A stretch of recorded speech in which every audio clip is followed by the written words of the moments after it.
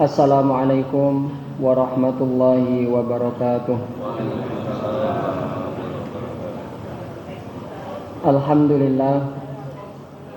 Alhamdulillahilladzi anzala sakinata fi qulubil muslimina wal mu'minin wa ja'ala dhiyaqa ala qulubil kafirina wal munafiqin.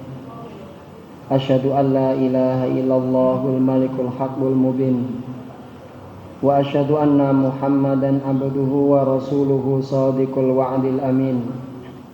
Allahumma shalli wa sallim wa an'im ala habibina wa maulana Muhammadin wa ala alihi wa sahbihi wa tabi'ina ila yaumiddin. La haula wa la quwwata illa billahil aliyil azim. A'udzu billahi minasy syaithanir rajim. Ya ayyuhalladzina amanu taqullaha haqqa tuqatih wa la tamutunna illa wa antum muslimun. Wa qala Rasulullah sallallahu alaihi wasallam fil hadis, ittaqillaha haitsuma kunta wa adbi sayyi'atal hasanata tamquha wa khaliqin nasa bi khuluqin hasanin. Shadaqallah wa shadaqar rasul. Rabbi shrah li sadri wa yassir li amri wahlul 'uqdatam min lisani yafqahu qawli. Allahumma aftah alaina futuhal arifina bihikmatik wanshur alaina rahmatak wa dzakirna manasina ya dzal jalali wal ikram. Bapak Ibu jamaah salat maghrib rahimakumullah. Mari kita bersama-sama meningkatkan kualitas iman dan takwa kita kepada Allah Subhanahu wa taala, menjalankan semua perintahnya dan menjauhi semua larangannya sebagai satu wujud rasa syukur kita kepada Allah atas nikmat-nikmatnya yang paling utama, yaitu nikmat iman dan Islam. Kita memperbaiki kualitas ibadah kita sebagai hamba Allah, di mana Allah perintahkan kita hablum minallah wa hablum minan nas. Hubungan kepada Allah diperbagusi, begitu juga hubungan dengan sesama manusia, alam raya, lingkungan tempat kita tinggal pun, makhluk-makhluk yang lain pun, kita harus berakhlakul karimah. Wa idz qala rabbuka lil malaikati inni ja'ilun fil ardi khalifah. Dan ingatlah ketika Allah berfirman kepada para malaikat, sesungguhnya aku akan menjadikan khalifah, pemimpin yang memakmurkan bumi, ialah manusia. Maka hidupnya manusia di bumi ini selain sebagai hamba yang taat beribadah kepada Allah, juga sebagai pemakmur. Jangan sampai hadirnya justru menimbulkan kerusakan dan kerusakan. Kun wari'an takun a'badan nas. Jadilah orang yang wara', maka tentu engkau menjadi hamba Allah yang terbaik. Wa kun qani'an takun ashkaron nas. Jadilah engkau orang yang pandai menerima nikmat Allah, legowo, jadi orang yang qanaah, maka kamu akan menjadi hamba yang pandai bersyukur. Wa hibbalin nasi ma tuhibbu li nafsik takun mu'minan. Dan ketika engkau hidup bermasyarakat, engkau hidup bersosial, di mana bumi dipijak, di situ langit dijunjung, di mana kamu berada, maka jadikanlah hubungan muamalahmu dengan yang lain itu sebagaimana engkau memperlakukan dirimu sendiri. Kalau kamu senang mendapatkan hadiah, maka sering-sering kasih hadiah kepada orang lain. Kalau kamu senang dipuji, maka jangan jaim untuk memuji orang lain. Jika kamu tidak ingin disakiti, maka jangan pula menyakiti orang lain. Takun mukminan, maka itulah orang mukminnya sejati. Wasin mujawarata man jawaraka takun musliman. Dan kepada orang yang di kanan kirimu hendaknya engkau berlaku baik, tentu engkau menjadi muslim yang sebenarnya. Ayat dan hadis ini memberikan penegasan dan penjelasan kepada kita bahwasanya sekali lagi ibadah kita tidak dikatakan sempurna kecuali bersanding dengan akhlakul karimah. Ketaatan kita itu dipertanyakan kalau hadirnya kita justru menimbulkan bahaya dan madarat kepada manusia atau kepada makhluk Allah yang lain. Ada seorang ulama ahli sufi namanya Abdul Hasan As-Sari As-Saqati. Ya. Beliau ini adalah murid daripada Imam Al-Qarafi, seorang ulama yang zuhud juga. Kesaksian muridnya tentang As-Sari As-Saqati ini adalah sami'tu Al-Junaid yaqul ma ra'aitu a'bada minas sari atat alaihi 98 sanatan ma ru'iya muttaji'an illa fi illatil maut. Tidak pernah aku jumpai orang yang ibadahnya lebih bagus mengalahkan daripada As-Sari As-Saqati. Beliau selama 98 tahunnya tidak pernah dijumpai berbaring laya-laya, berbaring nyantai-nyantai, tiduran mager. Kecuali berbaringnya itu kapan dijumpai? Ketika sakit yang menyebabkan beliau wafat. Artinya apa? Ya saking banyak ibadahnya, sehingga jarang diketahui lele tiduran kipasan saking banyak ibadahnya 98 tahun ya. Jadi ini ibadahnya bukan mode minimalis ya, tapi ibadahnya memang luar biasa. Nah dikatakan ya, tadi kan kita sepakat bahwasanya ibadah itu bersanding dengan akhlak, ketaatan bersanding dengan seberapa banyak manfaat dan kebaikan yang kita berikan kepada sekitar. Nah, begitu bagus ibadahnya ya, Imam As-Sari As-Saqati ini pernah, beliau ini ya selama 30 tahun istighfar. Kalau istighfar berarti tandanya ada kesalahan yang dilakukan ya. Annahu qala mundu 30 sanatan ana fil istighfar. 30 tahun lamanya aku beristighfar, meminta ampun kepada Allah. Kenapa? Ditanya, dijawab min qauli alhamdulillahi marratan.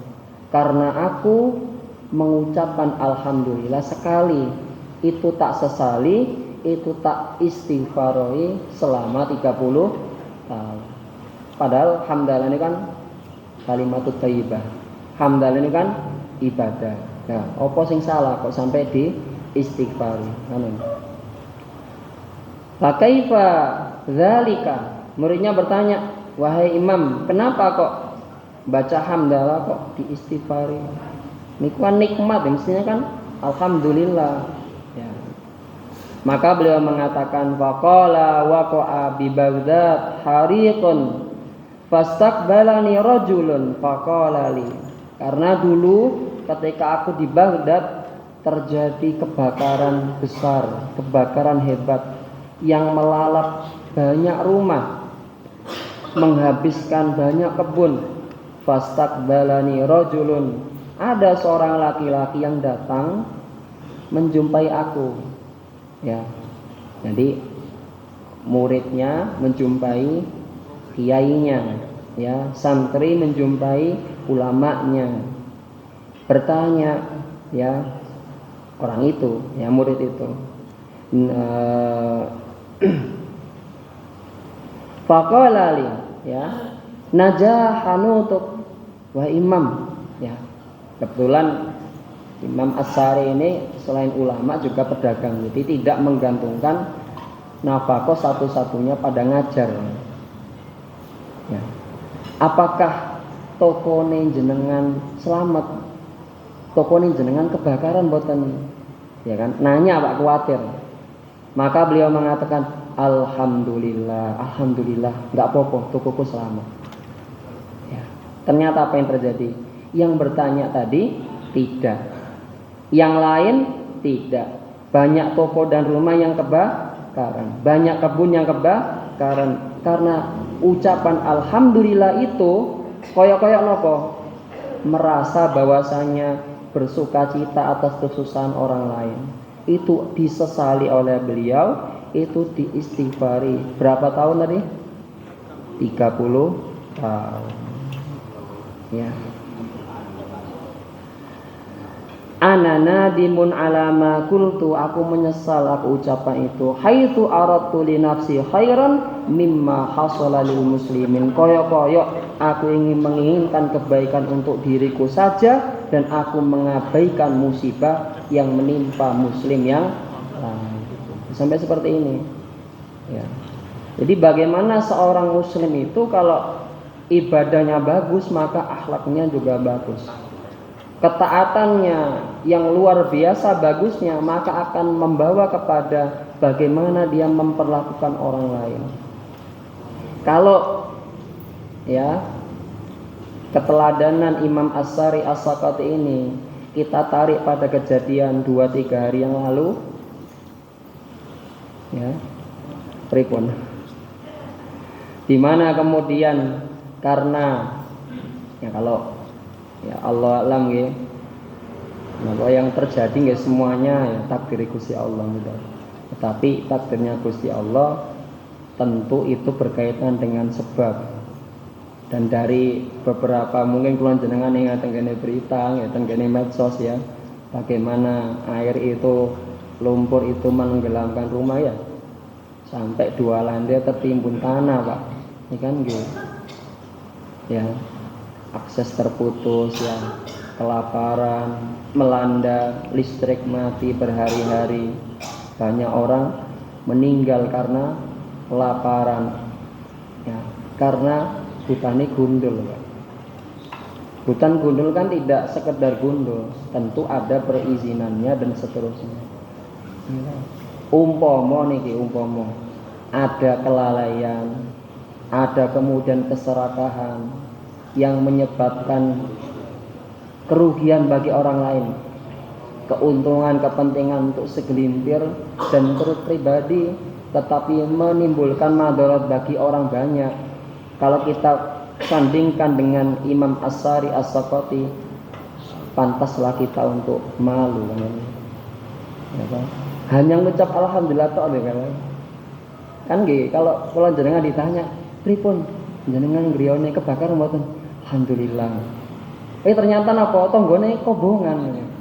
Lha niku napa kaya mementingkan kesenangan untuk dirinya di atas kesusahan yang dialami oleh orang lain. Bagaimana dengan orang yang sengaja, dengan orang yang lalai, dengan orang yang memang memerintah dan menyebabkan semua itu? Ya, makanya itu tadi hablum minallah wa hablum minan nas. Kepada Allah kita perbaiki, kepada manusia jangan lupa. Jadi seperti itu. Jenengan sembarang Nabi Muhammad. Nabi Muhammad itu pernah Nabi Muhammad itu pernah lewat di hadapan beliau ini seorang sahabat geret unta, nuntun untanya membawa barang bawaannya. Maka Rasulullah melihat kepada unta ini kan berbesmili. Ya, koyok-koyok napa? Sorong atau ngersula nggih. Cara untane saged ngomong ning bengok ngoten. Akhirnya disentuh oleh Nabi, ditenangkan Nabi, dan unta itu hilang kegelisahannya. Unta itu kemudian matur panggene Nabi.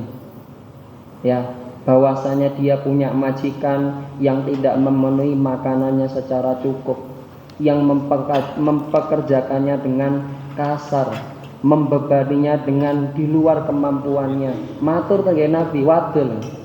Maka Rasulullah kemudian menegur sahabat itu, wahai sahabat, sesungguhnya unta ini menderita atas apa yang kamu lakukan, perlakukan dia dengan baik. Akhirnya sahabat itu kemudian, oh nggih Bi, ngapunten Bi. Akhirnya apa? Berubah sikapnya. Kepada hewan Rasulullah begitu akhlaknya, apalagi kepada manusia. Jangan kemudian dikira, alah sikula duduk menungso kan. Engkau dipindah lah namanya kebun binatang ya, tidak seperti itu Pak. Habitat mereka sendiri. Kalau dirusak, ya umpama sakit ngomong atau nggih protes. Tetapi tidak seperti itu kan. Ya. Ya. Sampai nopo kemarin ada yang mungkin saking jengkelnya ya, sampai ngomongnya dunia itu kalau tidak ada manusia aman-aman saja. Umpama isine kewan tok ngoten nggih aman, Pak. Mboten kiamat. Tapi begitu diisi oleh manusia ya, kalau tidak memenuhi tuntunannya Allah ya, berlakulah ya zaharul fasadu fil bahri wal bahri bima kasabat aydin nas. Ya. Ustadz Yahya Al-Amin itu mengatakan, kenapa kok dikatakan bima kasabat aydin nas, yang dilakukan oleh tangannya manusia. Tangannya manusia kan yang melakukan, sing tanda tangan, sing ngongkon, sing ngetok dan seterusnya. Ini tangannya manusia Pak ya. Cocok. Bima kasabat aydin nas. Niku selingan Pak, niku selingan. Diangen-angen mawon. Ya. dunia kita nih, dunia kita makin hari makin panas ya. Kalau Kemenak punya program ya, punya program nopo ekologi gitu. Bagaimana agar kita beragama itu juga perhatian kepada lingkungan ya. Bagaimana kalau kita menggunakan air jangan boros, itu kan hal yang kecil ya. Kalau hadisnya bahkan Nabi katakan, kalau kamu ketahui besok kiamat di tanganmu ada biji kurma, tanaman ngono lho Pak. Disuruh nanam, ini penghijauan Pak. Ya, itu apa? Ajaran-ajaran Islam tentang ekologi. Bapak Ibu jamaah pengawasan rahimakumullah, kita lanjutkan pembahasan kita yang kemarin. Kemarin kita membahas tentang hadisnya Abu Darda yang dikunjungi oleh sahabatnya Salman Al-Farisi. Kemudian dijumpainya sahabat istrinya sahabat Abu Darda ini dalam kondisi tidak berhias, dalam kondisi tidak ceria, dalam kondisi sedih. Ternyata disebabkan Abu Darda itu adalah orang yang terlalu khusyuk fokus ibadah sehingga melupakan hak keluarganya, melupakan hak istrinya. Kepada siapa Salman Al-Farisi ngobrol? Kepada istrinya Abu Darda. Ya, laki-laki dan perempuan. Ini menunjukkan apa? Bahwasanya satu, anjuran untuk ziarah, mengunjungi saudara kita, bertanya kabar tentang saudara kita, ya, dan saling berbagi manfaat. Kalau dalam hal ini Salman Al-Farisi membagi nasihat yang baik kepada sahabat Abu Darda. Kalau dalam kitab Riyadhus Shalihin bahkan disebutkan ada satu riwayat di mana Nabi menceritakan adanya salah seorang daripada umat terdahulu yang dia menempuh satu jalan yang sempit ya untuk mengunjungi sahabatnya. Ternyata Allah utus malaikat dihadang dia. Lalu Allah perintahkan malaikat bertanya kepada dia, kamu mau kemana? Saya mau ke rumahnya si Fulan. Kenapa ke rumahnya si Fulan? Saya mau ziarah, mau berkunjung. Kenapa kamu ziarah kepada dia? Katanya nagih hutang atau katanya apa? Saya ziarah adalah karena saya mencintainya karena Allah. Maka kemudian Allah perintahkan malaikat itu untuk menginfokan bahwasanya karena kamu cinta dia karena Allah, maka Allah pun mencintai kamu. Jadi kalau pengen dapat cintanya Allah, sering-sering berkunjung, nyambung silaturahim, persaudaraan dengan saudara sesama muslim. Tadi dikatakan bahwasanya sahabat Abu Darda, sahabat Salman Al-Farisi ngobrol dengan istrinya Abu Darda. Ini berarti kan apa? Bukan muhrim, Pak. Ini kalau dalam pembahasan apakah boleh? Apakah boleh? Maka ini nanti masuk dalam pembahasannya khalwat.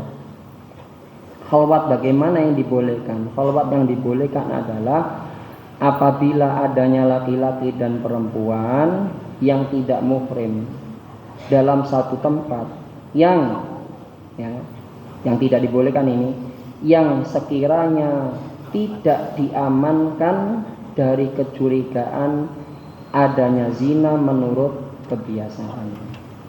Ya. Karena dalam riwayat yang lain itu pernah Rasulullah dengan para sahabat dalam perjalanan, lalu ada seorang perempuan yang datang bertanya kepada Nabi. Jadi dihadang sama perempuan itu, nanya. Nah ini kan apa? Ngobrol dengan lawan jenis. Tetapi di kanan kirinya ada sahabat yang lain. Di kanan kirinya ramai orang, sehingga menurut kebiasaan tidak mungkin nanti mengarah kepada hal-hal yang mengarah kepada berzina. Maka ini apa? Dibolehkan. Bagaimana kalau kemudian laki-lakinya satu, perempuannya dua? Ya. Kalau laki-lakinya satu, perempuannya dua, bagaimana? Ya. Kalau sekiranya perempuannya itu adalah perempuan yang terhormat, bukan perempuan sing nakal, ya, maka selama tadi tidak ada unsur-unsur atau arah yang bisa menarik kepada berzinahan, menurut kebiasaan, maka dibolehkan. Beda lagi kalau kemudian perempuannya nakal, laki-lakinya satu, perempuannya dua, atau perempuannya tiga, ternyata nakal, maka seperti ini adalah khalwat yang tidak boleh, tidak dibolehkan. Berbeda kondisinya dengan kalau perempuannya satu, laki-lakinya dua, atau laki-lakinya tiga. Nyatanya ini tidak boleh. Kenapa? Karena pada kondisi yang pertama tadi, laki-laki satu, perempuannya dua, perempuannya tiga, dan seterusnya, lebih banyak perempuannya, yang terhormat perempuan itu lebih punya malu dan saling menjaga. Beda dengan laki-laki, sing kadang luwih kendel timbang wong wedok. Jadi hukumnya tidak bisa disamakan. Kalau perempuannya satu, laki-lakinya dua, atau laki-lakinya tiga,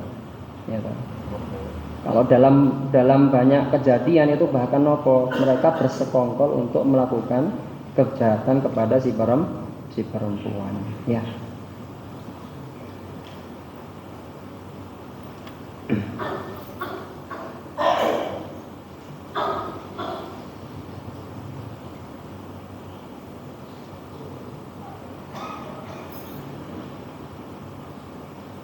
Kita masuk di hadis berikutnya, hadis 150.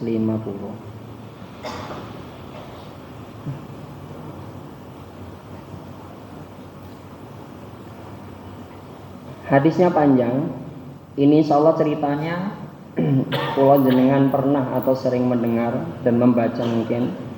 Ceritanya adalah tentang sahabat Abdullah bin Amr bin As. Beliau bercerita, ankahani abi imro'ata zata hasabin. Saya dinikahkan oleh bapak saya dengan seorang perempuan yang memiliki kedudukan, memiliki kehormatan pada nasab keluarganya. Ia juga seorang perempuan yang shalihah. Ya. Maka setelah kami menikah, bapak saya ini punya waktu kunjung, nengok, bertanya kabar tentang anaknya, bagaimana menantunya, bagaimana kehidupan rumah tangga mereka. Bapak saya datang, kemudian menemui istri saya, ketemu istri saya. Kemudian bertanya, bagaimana Abdullah bin Amr bin As? Maka istri saya mengatakan, sesungguhnya Abdullah bin Amr bin As adalah seorang laki-laki yang baik. Seorang laki-laki yang baik. Hanya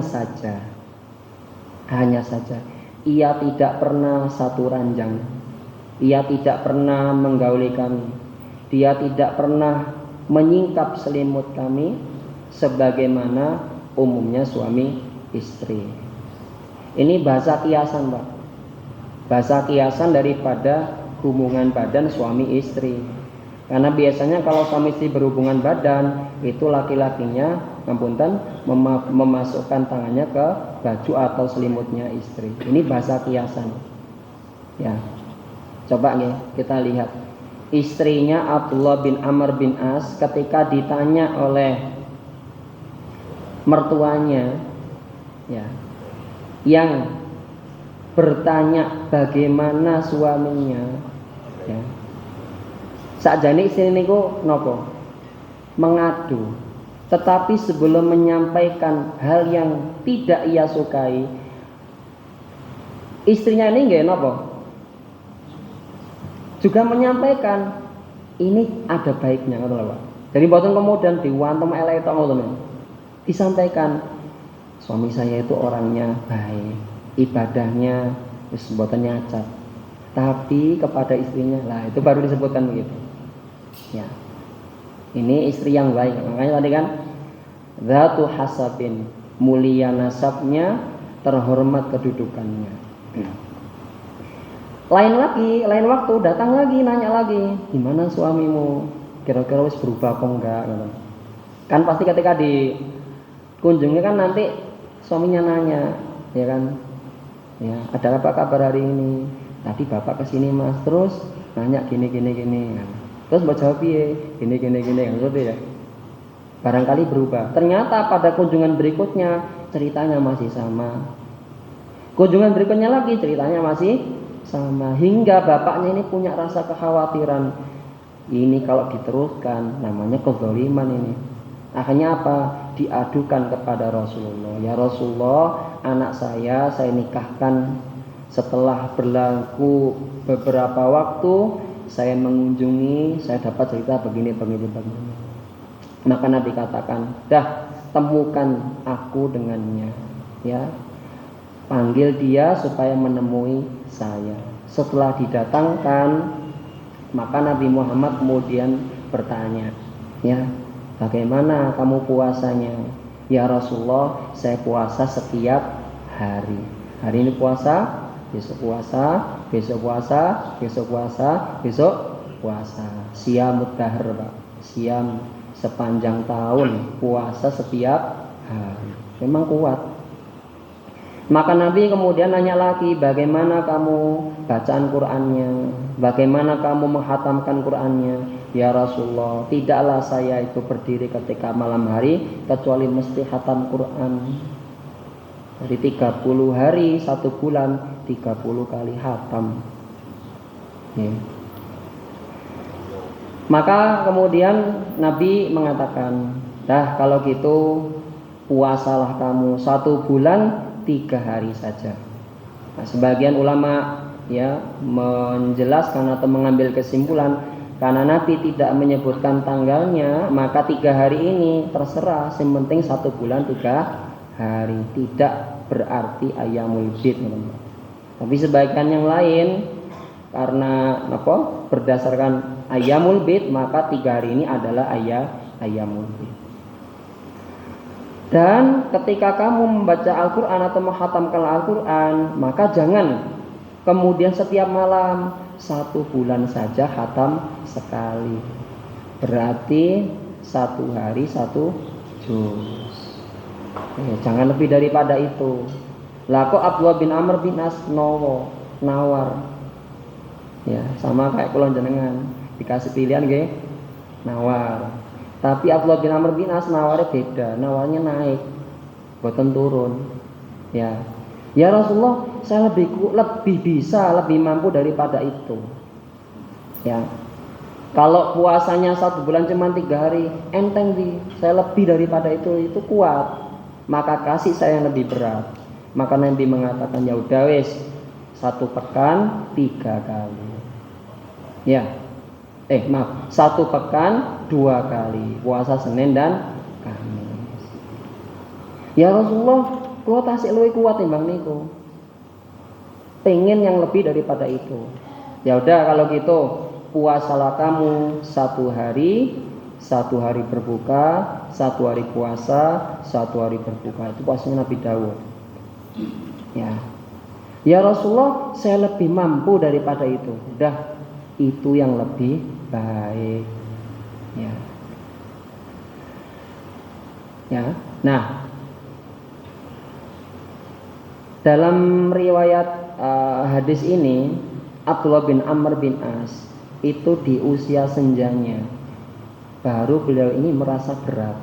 Umpama biyen Nabi Muhammad memberikan rukhsah yang 1 bulan 3 kali saja, 1 pekan 2 hari saja, atau kemudian kalau mentok puasanya Nabi Dawud sehari puasa sehari tidak, sehari puasa sehari tidak. Umpama rukhsah iku tak ambil ngono ya, aku gak merasa berat seperti ini.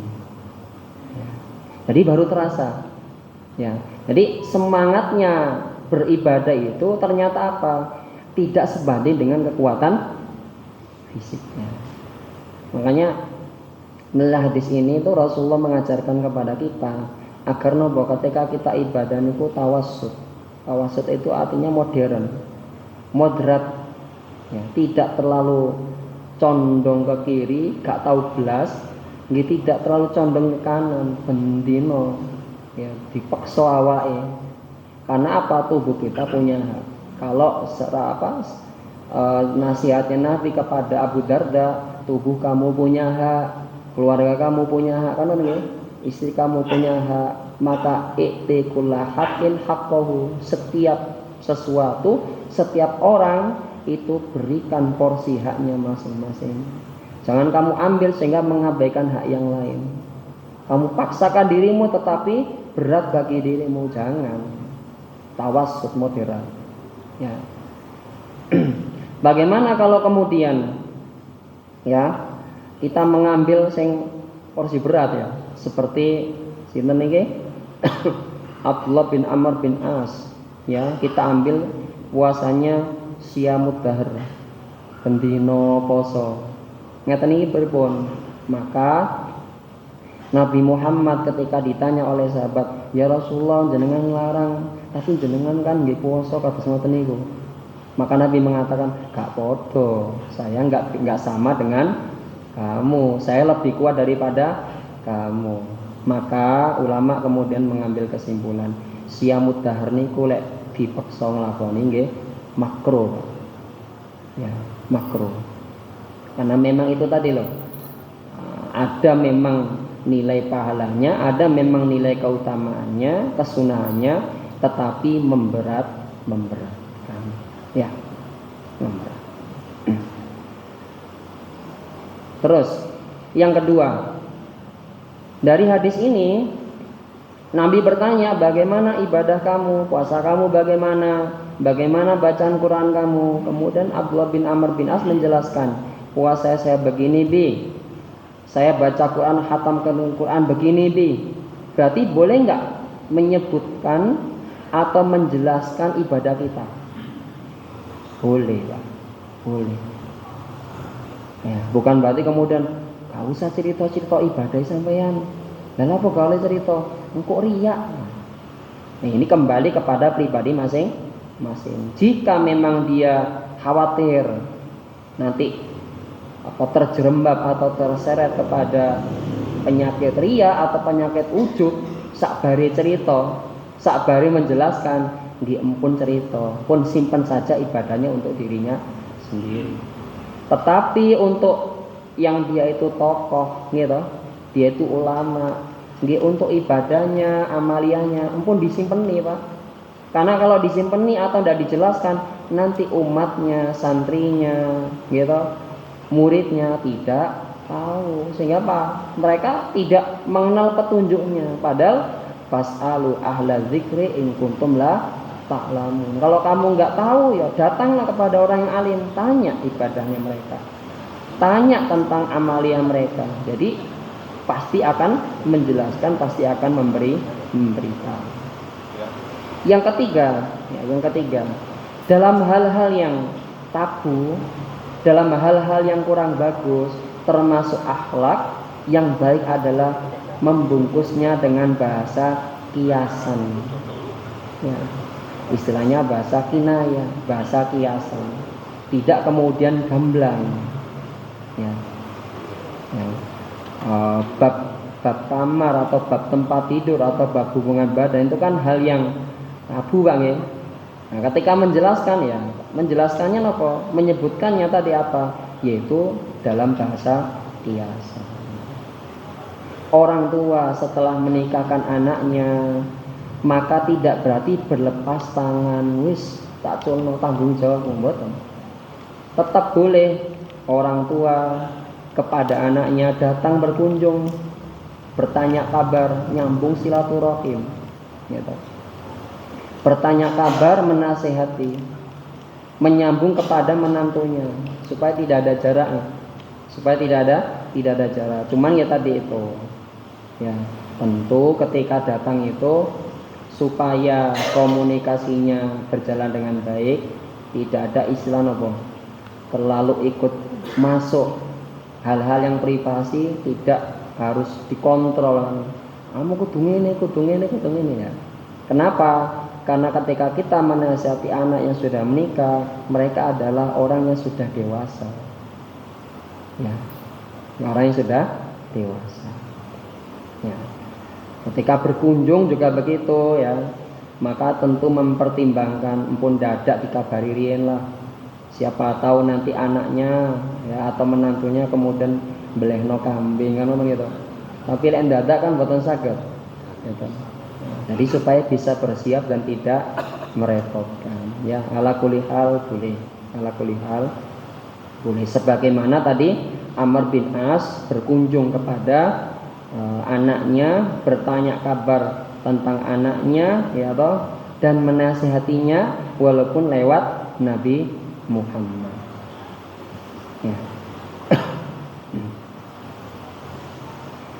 Bapak Ibu jamaah pengawasan rahimakumullah. Nah, kalau tadi sahabat Amr bin As dengan istrinya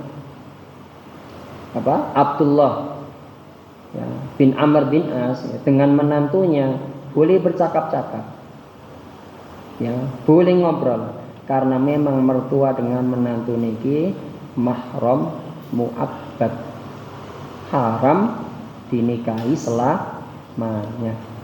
Baik itu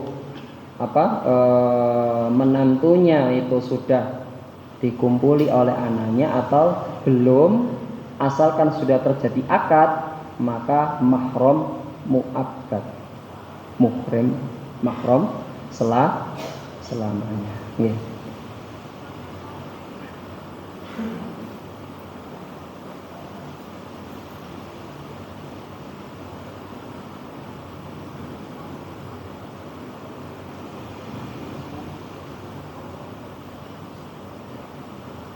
Hadis ke 151.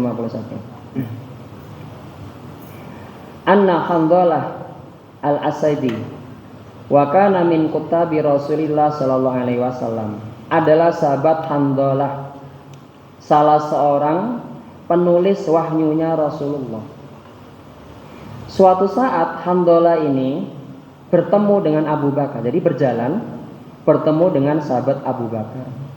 Abu Bakar nanya kabar, Handalah, gimana kabarnya? Handalah kok mengatakan Handalah telah menjadi orang munafik. Nafkah Handalah. Kaget Abu Bakar kan? Subhanallah, apa yang kau katakan? Engkau mengatakan bahwa dirimu itu munafik. Ya. Bagaimana itu kok bisa terjadi? Kamu mengatakan munafik. Ya. Maka Handalah kemudian mengatakan, tenang dulu. Maksudnya begini, ketika aku dan jenengan sama Umar, sama Utsman, sama sahabat yang lain, kita ini ngaji, ya, di jelasannya Rasulullah, kita di sisi Rasulullah menjelaskan kepada kita tentang surga, Rasulullah menjelaskan kita tentang neraka. Ketika dijelaskan dengan surga, maka seakan-akan kita itu melihatnya dengan mata kita kepala sendiri. Ya. Sampai sakmonten Pak penjelasannya Pak Rasulullah itu. Ya. Jadi menggugah semangat para sahabat untuk beribadah.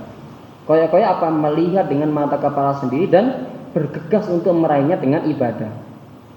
Ketika Rasulullah menjelaskan kepada kita neraka, seakan-akan kita itu melihat dengan mata kepala kita sendiri, kengeriannya, kedasatannya, hingga kemudian kita ketakutan, ya, dan kita bergegas untuk melakukan ketaatan dan menjauhi keburukan.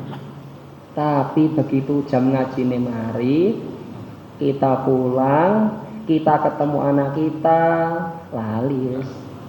Ketemu istri kita, lali. Ya kan? Pergi ke kandang, lihat kambing, lihat unta, lihat kudanya, lali benar. Gitu. Ketemu dengan teman, lali. Koyok-koyok tadi itu bablas hilang. Lho niku lho. Nah, kok Hamdalah telah munafik. Maka Abu Bakar mengatakan, kalau yang kamu maksud demikian, maka Abu Bakar juga munafik. Abu Bakar juga mengalami seperti itu. Ayo mari kita pergi kepada Rasulullah. Kita sampaikan kegelisahan kita ini.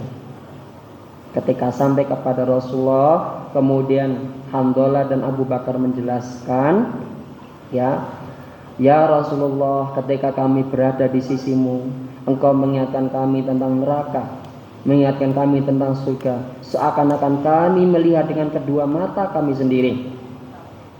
Namun ketika kami keluar dari majelismu, kami kembali kepada istri kami, anak-anak kami, kepada perdagangan kami, urusan dunia kami lupa. Ya Rasulullah, kami ini menjadi orang munafik. Maka Nabi mengatakan, demi Allah, zat yang jiwaku berada dalam genggamannya. Nabi Muhammad bersumpah. Lek Nabi Muhammad gak bersumpah ini pun tenanan yang ngomong. Tapi Nabi bersumpah untuk menegaskan itu memang betul-betul untuk diperhatikan. Seandainya kalian terus-menerus berada dalam kondisi seperti itu, baik ketika berada dalam majelisku atau berada di dalam rumah, berada bersama istri dan anakmu, berada dalam urusan perdaganganmu, di kandangmu, di sawahmu dan seterusnya, kok bayanganmu masih sama, takutmu masih sama, harapanmu masih sama seperti di majelisku, maka pasti Allah akan turunkan malaikat, kemudian malaikat itu menggenggam tangan kalian satu per satu. Tetapi wahai Hamdalah, tetapi wahai Abu Bakar, saatan, nggak bisa seperti itu. Lakukan sesuai porsinya masing-masing. Kan nanti kemudian pas dagang ngedoli Pak, eling tenggenin rokok, langsung pingsan ya, pripun, ya toh. Jadi memang itu tidak menyebabkan kita hilang takutnya sama sekali, tidak menyebabkan kita motivasi ke surganya hilang sama sekali, mboten. Tetapi itulah semuanya ada porsinya masing-masing. Ya, kalau dikembalikan kepada babnya atau temanya dalam hal ini adalah apa? Kembali lagi tawas, ya, moderat dalam beribadah. Nanti kalau terbawa terus akhirnya sholat terus, ibadah terus, gak gelem kerja Pak, gak gelem kerja. Lah apa? Aku iki lek delok teko uripku nikmati Gusti Allah, gak sumut karo ibadah iku tak gawe ibadah terus ae. Gak gelem kerja Pak. Susah Pak ngono gitu. Gak mau kerja gitu. Atau kemudian apa? Karena saking takutnya akhirnya takut neraka gak wani lapo-lapo Pak akhirnya. Gak berani ngapa-ngapain. Kenapa? Khawatir gitu kan. Katanya ngelakuin apa-apa khawatir. Akhirnya keweden terus. Tidak bisa seperti itu. Ya tawassut, sederhana. Kita saja beribadah kepada Allah, kita beriman kepada Allah itu pun luar biasa. Kenapa? Kalau dalam surat Al-Baqarah dikatakan al-muttaqin, orang-orang yang bertakwa itu adalah siapa? Alladzina yu'minuna bil ghaibi ya. Jadi mereka itu beriman kepada Allah bil ghaibi, padahal mboten semerap Gusti Allah. Padahal tidak bisa melihat surga, padahal tidak melihat neraka. Itu pun ibadah pun luar biasa gitu. Maka ibadahnya kita yang bil ghaibi itu, yang tidak melihat itu, ya, maka itu sudah satu ketaatan yang Allah syukuri. Ya, Allah syukuri. Dan ya kemudian kita bisa lebih lagi ngono lho. Kalau kita Allah perlihatkan sok nggonmu nang nggone surga sing iki, akhirnya mumpung ibadah. Sok aku mampir nang nggone neraka sik sakmene iki. Akhirnya apa? Wedi tenanan mumpung ibadah. Niku lumrah Pak, napa soalé pun ngerti surgane, pun ngerti neraka. Lah niki surgane dereng semerap, nerakane nggih mboten nganti ningali. Lihat Allah juga tidak, tetapi kita beriman, kita beribadah, maka itu sudah satu ketaatan. Tawassul nggih, tawassul. Bapak Ibu jamaah pengawasan rahimakumullah, demikian apa yang bisa kita pelajari pada kesempatan di malam hari ini. Semoga ada manfaatnya kepada kula jenengan sami. Segala kebaikan dan manfaat tentu dari Allah, kekurangan hanya dari saya pribadi sebagai manusia. Akhirul kalam, ihdinas siratal mustaqim. Wassalamualaikum warahmatullahi wabarakatuh.